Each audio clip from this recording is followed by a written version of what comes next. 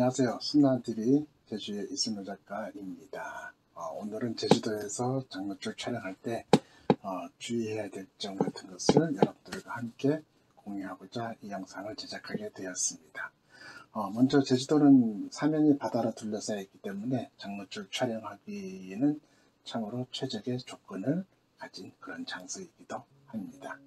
그래서 파도가 이제 연중 불고 또 잔잔할 때도 있지만 웬만하면 파도가 치기 때문에 촬영하기는 아주 좋은 그런 천혜의 조건을 가지기도 한 장소이기도 합니다. 그러면 장노출 촬영하기 위해서는 어떤 것이 필요할까요? 총 5가지로 제가 한번 정리를 해봤습니다. 첫 번째로 가장 먼저 지금 촬영하고 있는 카메라가 필요하겠죠. 카메라는 뭐 좋고 나쁨을 떠나가지고 똑딱이 카메라도 장노출 비셔터만 있으면 얼마든지 장노출 촬영할 수가 있습니다. 두 번째로는 삼각대가 필요하겠죠. 근데 여기서 삼각대는 100% 꼭 필요한 건 아닙니다. 그러나 있으면 더 좋겠죠. 삼각대도 여러 가지 종류가 있는데요. 최근에 출시된 L 회사에서 방수 전용 삼각대가 나왔습니다. 저도 지금 쓰고 있는데 L 회사에서 나온 방수 전용 삼각대는 그야말로 바닷물에 담궈도 괜찮고요. 그리고 강물에, 맑은 물에 담궈도 괜찮았습니다. 그리고 전에는 제가 다른 삼각대를 쓸 때는 다 물에 담근 다음에는 출사 다녀와서 다 분해하고 물기를 깨끗이 닦고 그리고 청소한 다음에 말리고 다시 조립을 했거든요. 근데 여기 L사에서 나온 삼각대는요, 전혀 그럴 필요가 없이 바로 바닷물에 담궈도 사용하고 그냥 접어버리면 그걸로 끝입니다. 청소도 할 필요도 없고요. 그리고 며칠 지나서 다시 꺼내서도 청소하지 않으면 바닷물에 담갔을 때 특유의 아주 향기로운 냄새가 나는데 그런 게 전혀 없었습니다. 여러분들한테 강력히 추천하는 그런 삼각대이기도 합니다. 두 번째로는 삼각대는 저는 제주도에서 이제 생활하고 있기 때문에 아마 여러분들은 대부분 고무 파킹을 아마 달고 촬영하시는 경우가 대부분일 거라고 생각됩니다. 제주도에서는 이 고무 파킹은 별로 쓸모가 없습니다. 대부분 스파이크를 이제 박으셔야 되고요. 이만한 작은 스파이크나 아니면 긴 이 정도 되는 장 스파이크를 삼각대에 붙여가지고 촬영하시는 게 더 좋습니다. 그리고 해안가 같은 경우는 대부분 현무암으로 되어 있어서 구멍이 많이 나 있거든요. 그래서 아무데나 구멍을 찾아서 끼울 수 있기 때문에 그런 장점이 있고요. 그리고 산이나 오름 같은 데 가면은 흙이지 않습니까? 그래서 아예 흙에다가 스파이크 전체를 다 박아버립니다. 아예 전혀 흔들림이 없는 그러한 상태로 촬영을 할 수 있게끔 해서 저는 스파이크를 주로 사용하고 있습니다. 자, 세 번째로는 이제 ND 필터가 되겠죠. 노출을 길게 해야 되니까 조리개 22, 어떤 카메라는 32까지도 있지만 평상시 필터 없이 32 정도 놓더라도 아주 여름에 뜨거운 햇살 같은 경우는 1초를 넘기기가 쉽지가 않습니다. 그래서 노출 감소를 할 수 있는 ND 필터가 꼭 필요합니다. ND 필터는 요새 좀 종류가 많이 나와져 있더라고요. 옛날에는 이제 동그란 카메라 렌즈 대물 렌즈의 앞에 부착하는 서클 필터가 있었죠.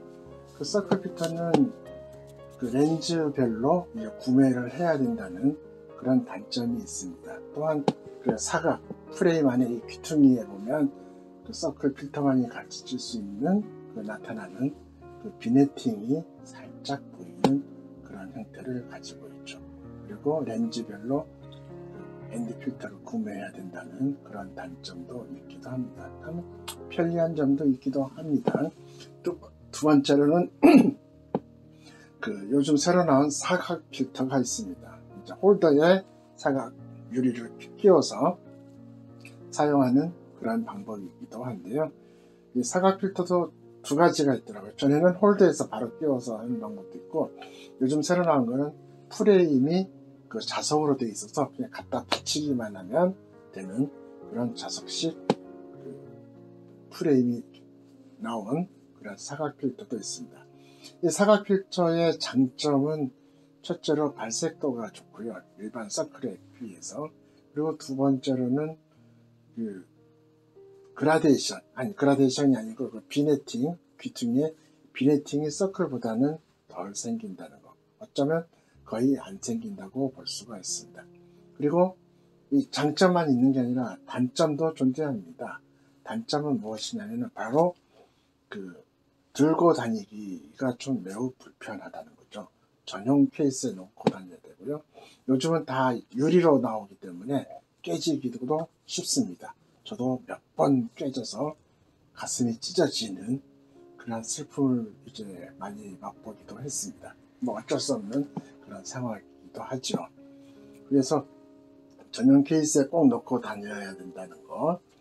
얼마 전에 모 회사, K 회사에서 나온 그 클립인 필터라는 것도 있더라고요. 이거는 카메라와 렌즈 그 중간에 집어있는 필터인데요. 카메라, 그 미러리스 카메라 같은 경우는 중간에 그 CCD 바로 앞에 그 필터를 부착을 해서 전혀 카메라하고는 영향을 주지 않는 상태로 이렇게 부착해서 촬영하는 방법입니다. 얼마 전에 저도 한번 써봤는데 굉장히 편리하고 좋더라고요. 앞에 필요 없어서. 예, 그렇게 해서 필터, 그 ND 필터들이 있습니다. 그리고 또 요새 새로 나온 많은 필터들이 있죠. 각 브랜드별로 많이 나와 있으니까 여러분들한테 맞는 그 편리성을 가지고 있는 제품을 가지고 촬영을 하시면 저것도 쉽습니다. 그리고 서클 렌즈도 자석식이 나와 있어서 바로바로 부착할 수 있는 그런 렌즈들, 필터들도 나와 있습니다. 그리고 네 번째로는 필요한 게 뭐냐면 바로 메모리 카드입니다. 혹시 사진작가 여러분들 중에 싸고 용량 많은 거 그런 메모리를 쓰시는 분들이 혹시 도로 있는 거를 봤습니다. 난 비싸서 메모리 못 사. 예, 절대 그러시면 안 됩니다. 비싸고 싸고는 그 가격 문제는 나중이고요. 첫 번째로는 메모리의 리딩 속도와 쓰기 속도, 그러니까 쓰기와 읽기 속도가 빠른 메모리를 선택을 하시면 됩니다. 그래야 장노출 같은 경우는 시간이 길기 때문에 많은 색정보가 들어있거든요. 그리고 바로바로 저장해서 다음 순간에도 바로 촬영할 수 있어야 되는데 장노출 10분 하고 저장하려면은 뭐 한참 동안 기다려야 되죠. 싸구려 메모리 같은 경우는. 예, 그런 단점이 있기 때문에 이왕이면은 좋은 품질 그리고 타이밍을 놓치지 않기 위해서는 좋은 메모리를 갖고 사용하시는 게 좋을 싶습니다. 다섯 번째로, 여기 제주도에서 촬영할 때는 제일 중요한 사항인데요. 무엇이냐면 제주도는 고구마처럼 생겼어요. 동서로 길고요. 남북이 좀 짧습니다. 제가 나중에 그림 도표 보여드리면서 설명하겠지만 일단 제주도는 지형적으로 서귀포가 좀 지형이 높고요. 그리고 제주시 방면이 지형이 좀 한라산으로부터 완만합니다. 참고로 말씀드리면 서귀포에서 한라산까지는 약 18km, 19km 정도 되고요. 제주시에서 한라산까지는 약 22km 정도 됩니다. 예, 벌써 한 2, 3km 정도 되죠. 이 정도 차이로 지표 고저가 완만하게 되어 있습니다. 그리고 서귀포 쪽에는 해수욕장이 중문해수욕장 하나밖에 없죠. 그리고 서귀포 지역은 대부분 절벽으로 되어 있고요. 제주시 방면 북쪽은 대부분 완만해서 해수욕장이 많습니다. 네. 그리고 계절에 따라서 바람의 방향이 틀리기 때문에 예를 들어 지금 이제 제가 찍고 있는 시간이 오늘 12월 22일 동짓날인데요. 이때 서귀포 방면에서 장노출 찍으면 장노출이 안 나옵니다. 왜냐하면 파도가 없기 때문이죠. 겨울에는 서귀포 동네에 파도가 거의 없습니다. 폭풍으로 불어도 그렇게 파도가 치지 않습니다. 왜냐하면 한라산에서 바다 쪽으로 파도가 치기 때문이죠. 쉽게 말하면 육지에서 바다 방면으로 바람이 불기 때문에 파도가 거의 있지 않습니다. 근데 반대로 겨울에는 제주시 방면 쪽으로 파도가 엄청나게 칩니다. 즉 겨울에는 북서풍이 내려오기 때문이죠. 그래서 바다에서 육지 쪽으로 바람이 불어서 겨울에는 북쪽의 파도가 엄청 많이 일어납니다. 그래서 이 계절을 따라서 파도가 치기 때문에 여러분들이 장노출 촬영하기 위해선 이 계절에 맞는 장소를 찾아가야 될 것입니다. 그리고 여름에는 반대겠죠? 여름에는 밑에서 남서풍이 불죠.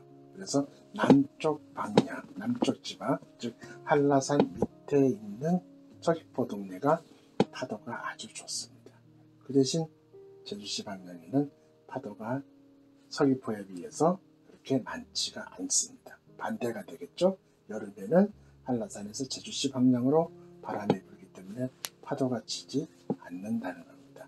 아무리 여름날에 폭풍을 쳐서 바닷가에 가봐도 생각보다는 파도가 그리 높지는 않습니다. 그래서 실망하실 거예요. 혹시 제주도로 장노출 촬영을 계획하고 오시는 분들은 이 계절에 따라서 파도가 치는 방향이 다르기 때문에 꼭 참고하셔서 허탕치는 일이 없도록 그렇게 유념하시길 부탁드립니다. 또 하나는 옛날에는 촬영할 때 운이라고 많이들 말씀하셨어요. 요즘은 촬영은 운이 아닌 바로 과학이죠. 여러분 핸드폰 다 갖고 있지 않습니까? 어플을 깔아 두셔가지고 예를 들어 뭐 바다에서 장노출 하려면 바다타임 같은 거 참 좋죠. 뭐 방명 같은 것도 들어있고요. 일출시간, 월출시간, 일몰시간, 월몰시간, 그리고 썰물, 민물시간, 그리고 물때, 물의 높이가 있죠. 뭐 9물이냐 10물이냐, 이때가 표고차가 제일 높으니까 장노출 촬영하기가 좋겠죠. 그리고 전국 각 곳곳에 위치별로 다 표시가 되어 있기 때문에 촬영하기가 쉬울 겁니다. 제주도도 마찬가지 상세하게 나와져 있더라고요. 이런 거 보고 하시고요. 그 다음에 이 기상청에 있는 그런 어플도 한번 보시기 바랍니다. 저 같은 경우는 이제 윈디라는 어플을 보고 이제 촬영을 나갑니다. 거기에 보면 구름도 나와 있고요. 바람 세기, 바람 방향 아주 상세하게 나와 있어서 그것만 보더라도 바람이 어디서 불고 파고가 얼마나 치겠구나 하는 건 대충은 알 수가 있습니다. 또 하나는 저희 제주도에는 나우제주라는 CCTV가 있습니다. 제주도 외곽지별로 CCTV, 공용 CCTV 카메라를 볼 수 있는 어플인데요. 예를 들어 저는 이제 지금 제주시 살고 있지만 서귀포에 바람이 어떤가, 파도가 어떤가 보려면은 CCTV로 먼저 확인하고, 파도가 세다 싶으면 바로 차 타고 이제 넘어가는 경우도 있습니다. 그렇기 때문에 여러분들이 혹시 제주도에 장노출 촬영할 일이 있으시다면 이걸 참고하시고 여러분들 작품 활동에 도움이 되셨으면 합니다. 감사합니다.